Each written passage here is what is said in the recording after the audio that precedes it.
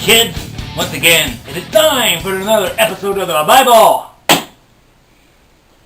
in an atheist point of view, where I, the atheist, am reading from the Bible, from this cover to this cover, one chapter at a time, one chapter per video, because I find it absolutely hysterical, laughable, funny. Sometimes it makes me a little irate and I throw the thing and it gets fucked up like this. But oh well, that's why they made duct tape.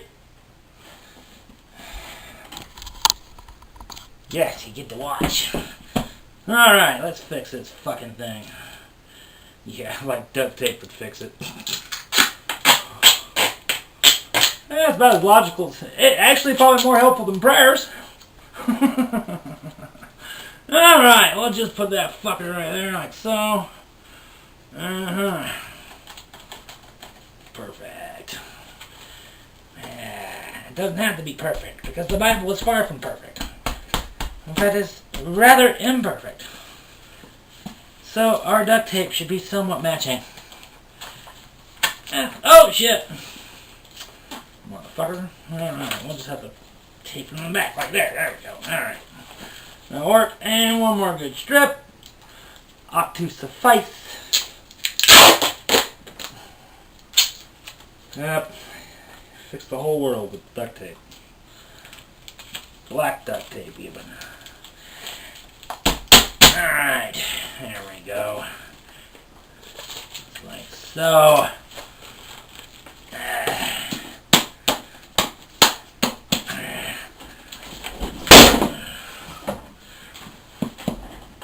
That works.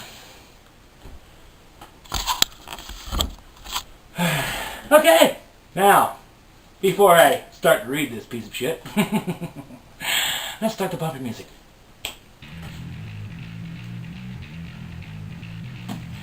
Oh yeah. Where we left off, it's chapter 19 in Deuteronomy. Duty trophy. Verse 1. When the Lord your God cuts off the nations whose land the Lord your God has given you, and you dispossess them and dwell in their cities and in their houses, and in their underwear. They're using their toothbrushes. They're using their previously used dildos.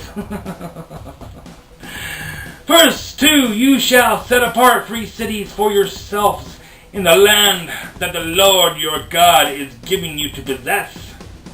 Verse 3, you shall measure the distances and divide into 3 parts the area of the land that the Lord your God gives you as a possession, so that any manslayer can flee to them. The massive wrestler manslayer.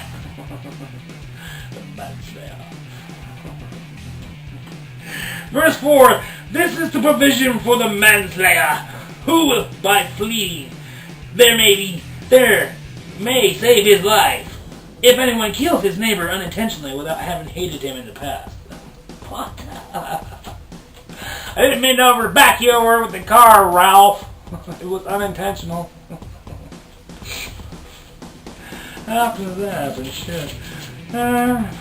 Verse 5, as when someone goes into the forest with his neighbor to cut wood, and his hand swings the axe to cut down a tree, and the head slips from the handle and strikes his neighbor so that he dies. What the fuck did I just read? God. And the head slips from the handle and strikes his neighbor so that he dies. Shit happens. Oh wow. He may flee to one of these cities and live. If you accidental manslaughter, you can skip out on. Verse 6, lest the avenger of blood, it's the other wrestler, the avenger of blood, in hot anger pursues the manslayer and overtake him. Ooh, tag him out. Because the way is long, and strike him fatally, though the man did not deserve to die, since he had not hated his neighbor in the past. I need one.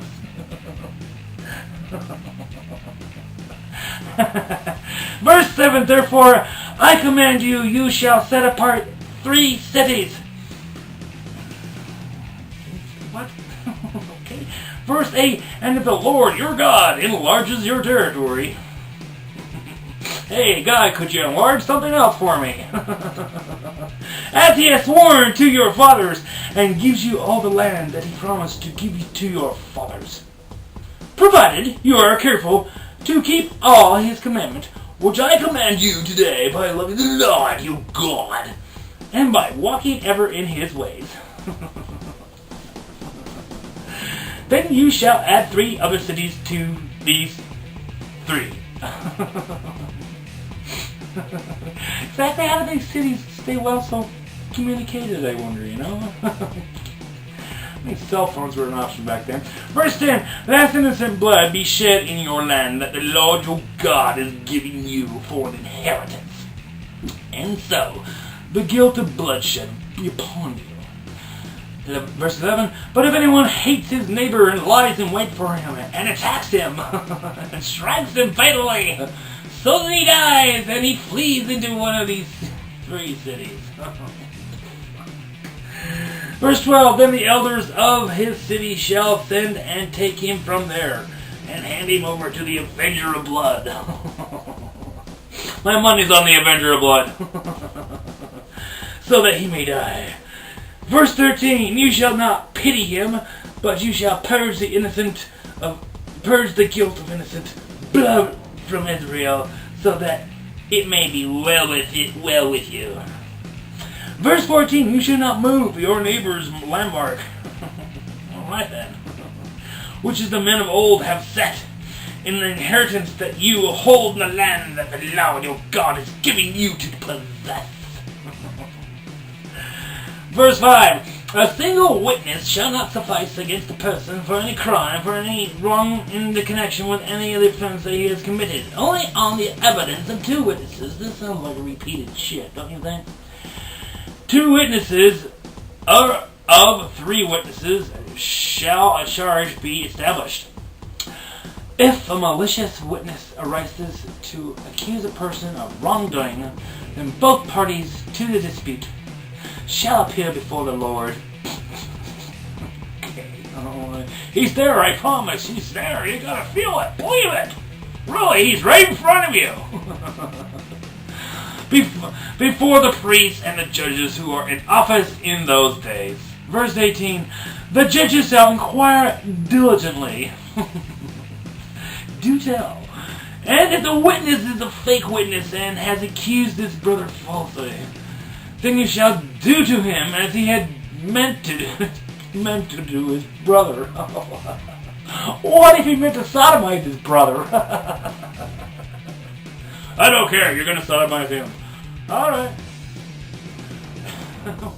What if they want to make gay porn? So you shall purge the evil from your midst. Is that the lingo now? Let's purge the evil. Yeah. I want to purge into your midst.